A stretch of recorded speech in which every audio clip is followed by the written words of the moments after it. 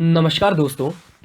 Smart study के official YouTube channel में एक बार फिर से आपका हार्दिक स्वागत करता हूं। आशा करता हूं कि आप सब ठीक होंगे।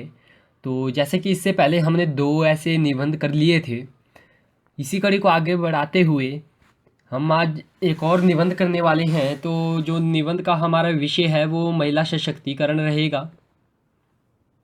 क्या रहेगा? महिला सशक्तिकरण। महिला सशक्तिकरण, देखो दोस्तों, ऐसा है जो निबंध हम कर रहे हैं, जो ऐसे हम कर रहे हैं, ज़रूरी नहीं कि यही आए, ज़रूरी नहीं कि यही आए, पर कोशिश तो करनी ही पड़ेगी, कोशिश तो बनती है। ऐसा है कि अगर आप इन निबंधों को पढ़ेंगे तो आपको क्या होगा कि किसी अगर और विषय से संबंधित कोई विषय निबंध आपको आ जाता है तो आप लिखने में समर्थ रहेंगे। तो जो प्रोसेस सर्वर के हैं, प्रोसेस सर्वर वाले हैं, उनके लिए तो फोकस करके ही वीडियो बनाई गई है। बाकी क्लर्क वालों के लिए भी कंटेंट जोड़ा गया है। आप अपनी सुविधा के अनुसार कंटेंट को बढ़ा या कम कर सकते हैं। तो चलिए बिना समय को बर्बाद करते हुए शुरू करते हैं। जैसा कि आपसे कहा गया कि सबसे पहले तो आपको क्या लिखना है, इसकी जो प्रसिद्ध व्यक्ति ने, किसी महान व्यक्ति ने संबंधित विषय के बारे में अपने क्या वक्तव्य रखे हैं उसके बारे में हमने लिखना है। जैसे कि हमने लिखा कि मैं किसी समुदाय की प्रगति का मापन उस समुदाय की स्त्रियों की प्रगति के स्तर के आधार पर करता हूँ। ये किसने कहा? हमारा डॉक्टर अंबेडकर जी ने कहा।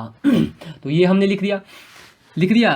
तो थोड़ी सी भूमिका लिखनी है। भूमिका हम लिख रहे हैं कि भारतीय पुरुष समाज में लैंगिक भेदभाव में कमी लाने हेतु महिला सशक्तिकरण पर बल दिया जा रहा है। आधुनिक युग में महिलाओं का सशक्त होना अति आवश्यक है। ऋग्वैदिक काल में जहाँ महिलाओं की स्थिति पुरुषों के समान थी, वहीं उत्तर वैदिक युग तक आते आते महिलाओं की स्थिति में पतन प्रारंभ हो गया था। जैसा कि आपने हिस्ट्री पढ़ी होगी, ऋग्वैदिक काल, उत्तर वैदिक काल तो आपको ये समझ आ जाएगा। इसने महिलाओं के विरुद्ध सामाजिक बुराई को जन्म दिया, जैसे यथा का मतलब होता है जैसे बाल विवाह, सती प्रथा इत्यादि। भारतीय पुनर्जागरण ब्रिटिश शासन के दौरान राजा राममोहन राय, ईश्वर चंद विद्यासागर जैसे सुधारकों के प्रयत्नों के दौरान सती प्रथा का उन्मूलन, विवाह की आयु में वृद्धि इत्यादि से संबंधित अनेक कानून अस्तित्व में आए थे। आगे देखते हैं कि जो महिला सशक्तिकरण है, महिला सशक्तिकरण का उद्देश्य क्या है, या महिला सशक्तिकरण की आवश्यकता क्यों पड़ी। तो इसके पीछे देख लेते हैं कि नारी सशक्तिकरण का मुख्य उद्देश्य महिलाओं के लिए एक ऐसे वातावरण का निर्माण करना है जिससे वे अपनी क्षमताओं को समझ सके, उन्हें आर्थिक, सामाजिक और राजनीतिक निर्णय लेने के समान अवसर प्राप्त हों। महिलाओं को बेहतर स्वास्थ्य सुविधाएं, उच्च शिक्षा, समान वेतन और रोजगार के समान अवसर प्राप्त हों। जवाहरलाल नेहरू ने कहा था कि लोगों को जगाने के लिए महिलाओं का जागृत होना जरूरी है। जब तक महिला सशक्त नहीं बनेगी तब तक किसी भी समाज का विकास हो पाना संभव नहीं है दोस्तों। तो ये थी महिला सशक्तिकरण की आवश्यकता या महिला सशक्तिकरण के उद्देश्य। तो आगे देखते हैं कि महिला सशक्तिकरण के लाभ क्या हुए हैं या क्या लाभ है। तो जब आप किसी पुरुष को शिक्षित करते हैं तो केवल एक पुरुष को ही शिक्षित करते हैं। जब क्या करते हैं, हम किसी एक पुरुष को शिक्षा देते हैं तो केवल हम एक पुरुष को ही शिक्षा दे रहे होते हैं। परंतु जब आप एक महिला को शिक्षित करते हैं तो एक पीढ़ी को शिक्षित करते हैं। तो बहुत बड़ी भूमिका है महिला सशक्तिकरण की दोस्तों। आगे देखते हैं कि एक महिला अपने परिवार में एक रीढ़ की हड्डी के समान होती है, जिसका मजबूत होना बहुत ही आवश्यक है। और एक महिला तभी मजबूत हो सकती है जब उसे उचित शिक्षा मिले, उसे उसके जीवन के संबंध में निर्णय लेने का अधिकार स्वयं प्राप्त हो। आगे देखते हैं, जिस घर की महिला सशक्त होगी वो परिवार अपने आप सशक्त होगा, और जहाँ परिवार सशक्त होगा वहाँ संपूर्ण समाज स्वयं ही सशक्त हो जाएगा मित्रों। बहुत ही महत्वपूर्ण लाइन है। लाइनों का चयन इस प्रकार से किया गया है जिससे कि एग्जामिनर के ऊपर आपका प्रभाव प्रत्यक्ष रूप से पड़ जाए, क्योंकि एग्जामिनर ने आपको कभी देखा नहीं है।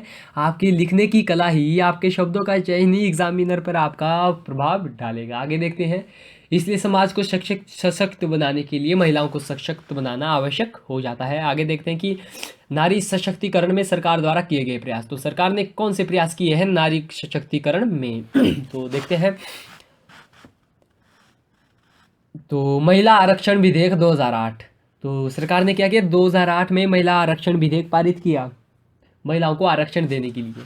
तो इस विधेयक में क्या प्रावधान किए गए थे, आप चाहें तो दोस्तों लिख सकते हैं। जैसे कि प्रोसेस सर्वर वालों के लिए मैं तो यही कहूँगा, ये मेरा पर्सनल ओपिनियन है आप लोगों के लिए, आप लिखोगी लोकसभा, राज्यसभा या राज्य विधानसभा में कुल 23 सीटों में से 1/3 सीटें महिलाओं के लिए आरक्षित, आप इतना लिखें।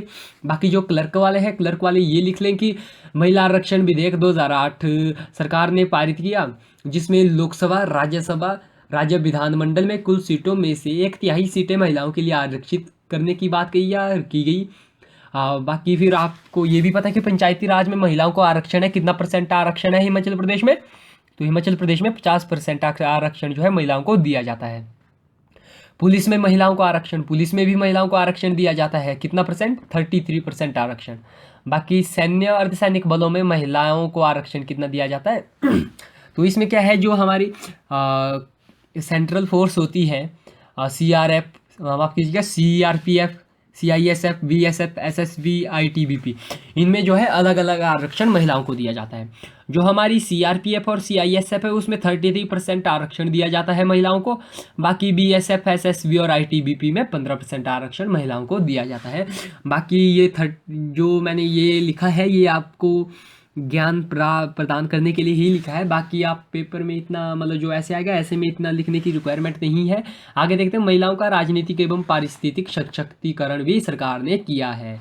अगर हम ऑल अबाउट निष्कर्ष पर पहुंचे दोस्तों, तो निष्कर्ष हमारा ये कहता है कि यद्यपि हम महिला सशक्तिकरण की दिशा में आगे बढ़े हैं, परंतु अभी तक एक लंबी दूरी तय करनी शेष है। महिलाओं को सशक्त बनाना हमारे आने वाले कल, हमारे भविष्य के लिए अत्यंत आवश्यक है दोस्तों। महिलाओं को उनकी क्षमता से अवगत कराना तथा समय की मांग बन चुकी है। महिलाओं को सशक्त बनाना क्या है?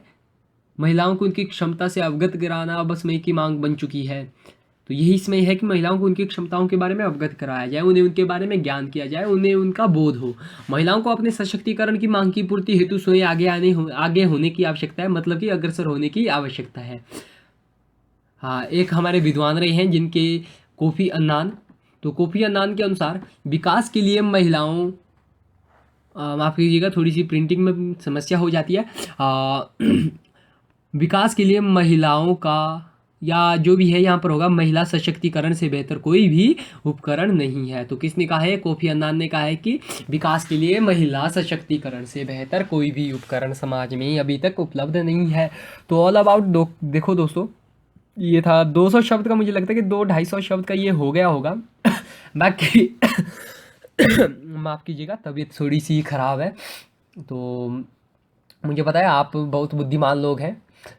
तो आपको क्या करना है दोस्तों, मैं इतना ही कह रहा हूँ कि जितना हम करा रहे हैं आप बेशक नहीं पढ़िए, पर आप क्या करिए, लिखने का एक जो है तरीका, पैटर्न, जिसे आप अपनी लोकल लैंग्वेज में कहते हैं पैटर्न को आप ज़रूर फॉलो कीजिएगा, क्योंकि पैटर्न से ही आपको जो संबंधित विषय आएगा आप उसे लिख पाएंगे। तो पैटर्न तो एक बहुत महत्वपूर्ण भूमिका का निर्वहन करता है मित्रों। बाकी अगर आपको PDF चाहिए तो PDF के लिए आपको पता है क्या करना है, आपको डिस्क्रिप्शन में दिए गए व्हाट्सएप ग्रुप को ज्वाइन करना है, लिंक दिया गया है डिस्क्रिप्शन में। बाकी और क्या बातें करें आपसे, फ़िलहाल इतना ही है। बाकी जो हमसे जुड़े हैं उनका बहुत बहुत धन्यवाद। बाकी जो हमसे जुड़ना चाहते हैं चैनल को सब्सक्राइब कीजिए, वीडियो को लाइक कीजिए, डिस्क्रिप्शन में दिए गए व्हाट्सएप ग्रुप के लिंक पर क्लिक करके व्हाट्सएप ग्रुप को ज्वाइन कीजिए और हमारे साथ डायरेक्टली जुड़िए। बाकी आशा करता हूँ कि आपको वीडियो पसंद आई होगी, वीडियो आपके काम की रही होगी। इसी कामना के साथ आपका दिन शुभ बीते। जय हिंद, जय भारत दोस्तों।